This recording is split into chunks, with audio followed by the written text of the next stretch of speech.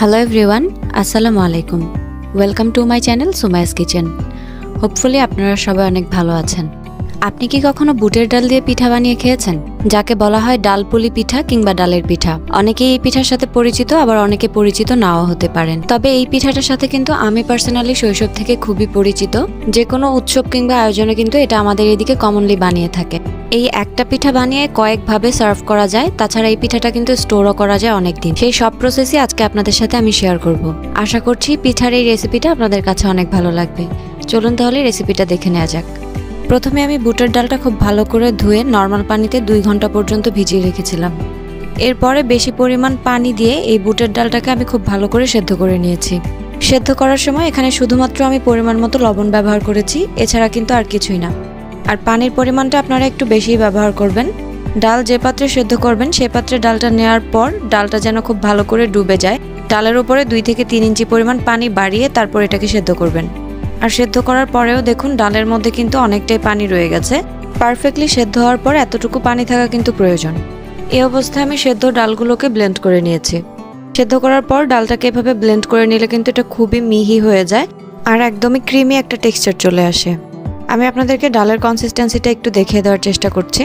আশা করছি আপনারা দেখেই বুঝতে পারছেন এটার ঘনত্বটা ঠিক কেমন হতে হবে। আর এই ডালটা ব্লেন্ড করে নেওয়ার সময় কিন্তু আমি আলাদা করে কোনো পানি অ্যাড করিনি। এবারে আমি একটা বড় হাঁড়িতে ডালগুলো ঢেলে নিয়েছি আর এর মধ্যে দিয়ে দিয়েছি 1 চা চামচ পরিমাণ লবণ, সাথে দিয়ে দিয়েছি 1/2 চা চামচ পরিমাণ হলুদের গুঁড়া। সামান্য একটু হলুদ মেশালে কিন্তু কালারটা দেখতে আরও কিছুটা সুন্দর হয়। এবারে আমি এগুলোকে একটু ভালো করে মিশিয়ে নিচ্ছি। মিশিয়ে নেওয়ার পর এটাকে আমি চুলায় বসিয়ে দিব। আমি কিন্তু এটাকে এ পর্যায়ে চুলায় বসিয়ে দিয়েছি। চুলায় বসিয়ে একটা ঢাকনা দিয়ে ঢেকে দিচ্ছি। আর ঢাকনায় যদি কোনো ছিদ্র থাকে তাহলে সেটা কোনো কিছু দিয়ে সিল করে নিতে হবে। ডালে খুব ভালো করে বলক আসা পর্যন্ত ওয়েট করতে হবে। আর একটু পরপর অবশ্যই ঢাকনা তুলে তারপর এটাকে নেড়ে দিতে হবে। অবশ্যই এই কাজটা করবেন, নয়তো কিন্তু ডালটা পাতিলের তলায় লেগে যাওয়ার একটা হাই চান্স থাকে। সামান্য অসাবধানতার কারণে যদি পাতিলের তলায় কোনোভাবে লেগে যায় সেক্ষেত্রে কিন্তু পিঠার ফ্লেভারটা নষ্ট হয়ে যাবে আর আপনিও অ্যাকচুয়াল টেস্টটা মিস করবেন। দেখুন ভালো করে বলক আসা পর্যন্ত কিন্তু আমি অনবরত নেড়েই চলেছি। আর এই অবস্থায় কিন্তু দেখুন খুব সুন্দর করে বলক চলে এসেছে। এবারে আমি অ্যাড করে নিব চালের গুঁড়া। মিডিয়াম সাইজের একটা বাটিতে 4 বাটি পরিমাণ চালের গুঁড়া এখানে আমি ব্যবহার করেছি। যেহেতু আমি 2 কেজি ডাল দিয়ে পিঠা বানাচ্ছি সেক্ষেত্রে কিন্তু আপনারা আপনাদের কোয়ান্টিটি অনুযায়ী চালের গুঁড়া ব্যবহার করবেন। চালের গুঁড়া দেওয়ার পর আমি এটাকে একটা ঢাকনা দিয়ে ঢেকে দিয়েছি। 5 থেকে 7 মিনিট পর্যন্ত এভাবে ঢাকনা দিয়ে ঢেকে মিডিয়াম ফ্লেমে জাল করে নিলে চালের গুঁড়াটা খুব সুন্দর করে সেদ্ধ হয়ে যাবে। ঢাকনা উঠিয়ে নিয়েছি। এবারে চুলার আঁচটাকে আমি একটু লো ফ্লেমে করে নিব। তারপরে খুব ভালো করে ডাল আর চালের গুঁড়াটা একসাথে মিশিয়ে নিব।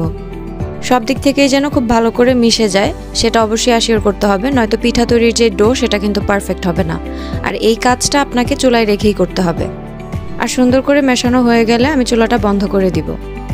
দেখুন আমি কিন্তু চালের গুঁড়াটা পুরোপুরি মিশিয়ে নিয়েছি।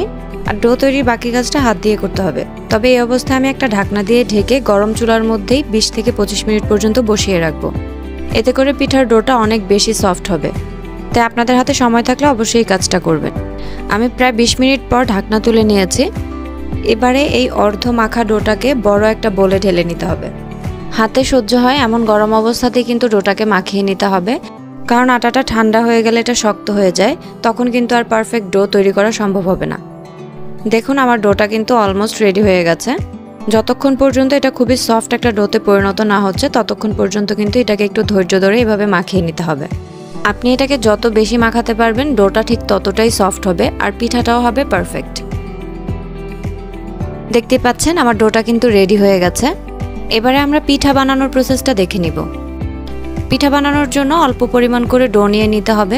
এই অবস্থায় আমি ডোটাকে আবারও একটু মাখিয়ে বেলে নেওয়ার জন্য প্রিপেয়ার করে নিচ্ছি। দেখতে পাচ্ছেন এটা রেডি হয়ে গেছে। এবার আমি একটা বেলনার সাহায্যে এটাকে বেলে নিব। খুব জোরে প্রেস করে কিন্তু এটা বেলা যাবে না। দেখুন আমি ডোটা উঠিয়ে উঠিয়ে তারপর চারদিক থেকে হালকা করে বেলে নিচ্ছি। এই পিঠাটা কিছুটা ভারী করেই বানাতে হয়, সো সেজন্য কিন্তু আপনারা এটাকে খুব প্রেসার দিয়ে বেলতে যাবেন না। দেখুন আমার কিন্তু বেলে নেওয়া হয়ে গেছে। এটাকে আমি এর থেকে বেশি পাতলা করব না। আর বেলে নেওয়ার পরে আঙুলের সাহায্যে একটু সয়াবিন তেল এটার গায়ে মাখিয়ে নিতে হবে এভাবে। এতে করে যখন পিঠাটা কেটে নেওয়া হবে তখন আর ফেটে যাওয়ার কোনো চান্স থাকবে না। এবার আমি ছুরির সাহায্যে এটাকে মাঝখান থেকে কেটে নিয়েছি। কাটার পর আবারও মাঝখান থেকে কেটে একটা শেপ করে নিয়েছি। আপনারা আপনাদের পছন্দ মতো যে কোনো শেপ কিংবা যে কোনো ডিজাইন করে নিতে পারেন। এবার আমি একটা টুথপিক নিয়ে নিয়েছি আর টুথপিকটাও একটু তেলের মধ্যে এভাবে চুবিয়ে নিব, লাইনটা স্মুথলি উঠে যায়। এবারে টুথপিকের সাহায্যে আমি সাইড থেকে এভাবে একটু কেটে কেটে ডিজাইন করে নিচ্ছি। এটা কিন্তু খুবই ইজি একটা প্রসেস। এতে করে পিঠাটা ভাজলে ভেতর থেকেও খুবই ক্রাঞ্চি হয়। তাছাড়া অনেকে এটা সিরকা দিয়েও খেয়ে থাকে, সো যদি এরকম একটু নকশা থাকে সেক্ষেত্রে কিন্তু সিরকাটাও ভেতরে খুব ভালো করে অ্যাবজর্ব হতে হেল্প হয়। দেখতেই পাচ্ছেন পিঠাটার মধ্যে কিন্তু একটু নকশা করে নেওয়া হয়েছে। আমি আরও একটা পিঠা আপনাদেরকে ডিজাইন করে দেখিয়ে দিচ্ছি। আপনারা আপনাদের নিজেদের মন মতো যে কোনো ডিজাইন এর মধ্যে তুলে নিতে পারেন। এই পিঠাটা কিন্তু আমি চিনি ছাড়া বানিয়েছি, তবে আপনি চাইলে কিন্তু এটাকে মিষ্টি করেও বানিয়ে নিতে পারেন। সেক্ষেত্রে ডাল সেদ্ধ করার সময় আপনাকে পরিমাণ মতো চিনি দিয়ে নিতে হবে। যদি একেবারেই চিনি দিয়ে বানান সেক্ষেত্রে কিন্তু আপনাকে আলাদা করে সিরকার ব্যবহার করতে হবে না।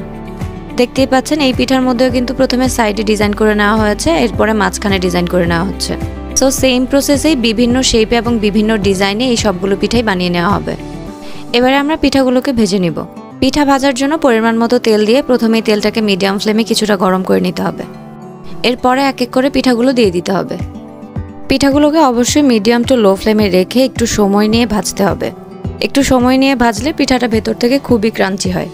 এবারে এই পিঠার সার্ভিং প্রসেসটা আমি আপনাদেরকে বলে দিচ্ছি। যারা এই পিঠাটা আমার মতো একদমই চিনি ছাড়া তৈরি করবেন তারা কিন্তু সার্ভ করার সময় এটাতে চিনি সিরকা ব্যবহার করতে পারেন। সেক্ষেত্রে নর্মালি আমরা যেভাবে চিনি সিরকা তৈরি করে থাকি সেই সিরকার মধ্যে গরম পিঠাটা দিলেই কিন্তু এটা সিরকায় কিছুটা ডুবিয়ে রাখলে সুন্দর করে সিরকাটা অ্যাবজর্ব হয়ে যাবে। এছাড়া মিষ্টি ছাড়া এই মুচমুচে পিঠাটার উপরে লিকুইড গুড় দিয়েও আপনারা এটাকে সার্ভ করতে পারেন। সেভাবেও কিন্তু এটা খেতে অনেক বেশি টেস্টি লাগে। পিঠাটা এক পাশে হয়ে যাওয়ার পর আমি এটাকে উল্টে দিচ্ছি। উল্টে অপর পাশটাও কিন্তু খুব ভালো করে ভেজে নিতে হবে। দেখুন পিঠাটার কিন্তু কালার চেঞ্জ হয়ে এসেছে আর এই অবস্থায় পিঠাগুলো ভাজাও হয়ে গেছে। এবার এই পিঠাগুলোকে আমি উঠিয়ে নিব। একটা ছাঁকনির সাহায্যে যতটুকু সম্ভব তেল ঝরিয়ে উঠিয়ে নিচ্ছি। এই সেম প্রসেসেই কিন্তু আমি সবগুলো পিঠা ভেজে নিব। পিঠাগুলো বানানোর পর চেষ্টা করবেন যত তাড়াতাড়ি সম্ভব ভেজে নিতে। আর বানানোর পর অবশ্যই কোনো ঢাকনা দিয়ে ঢেকে রাখবেন, নয়তো কিন্তু বাতাসের কারণে পিঠাটা শক্ত হয়ে যাবে। সেক্ষেত্রে আপনার পিঠায় কোনো পারফেকশন আসবে না। তৈরি হয়ে গেছে মুচমুচে ডালের পিঠা কিংবা ডালপুলি। এই এক ধরনের পিঠা বানিয়ে আপনি অনেক ধরনের টেস্ট এনজয় করতে পারবেন। চিনি দিয়ে বানিয়ে খেতে পারেন কিংবা চিনি ছাড়াও কিন্তু এটা খেতে খুবই ভালো লাগে। তাছাড়া লিকুইড গুড় কিংবা চিনির সিরকা তো আছেই। এর থেকে আরও বেশি খুশির খবর হলো এই পিঠাটা আপনি এয়ারটাইট বক্সে রেখে নর্মাল ফ্রিজে 1 মাসেরও বেশি সময় পর্যন্ত স্টোর করতে পারবেন। সেক্ষেত্রে আপনারা জাস্ট পিঠাটা ফ্রিজ থেকে নামাবেন, তেলে ভাজবেন, এরপরে সিরকা কিংবা গুড় দিয়ে খেয়ে নেবেন। এই পিঠার সাথে যদি আপনি পরিচিত না হয়ে থাকেন তাহলে অবশ্যই একবার এটাকে ট্রাই করে দেখুন। আর আপনার ফিডব্যাক আমার কমেন্ট সেকশনে জানান। দেখা হবে আবারও নতুন কোনো রেসিপি নিয়ে। আল্লাহ হাফিজ।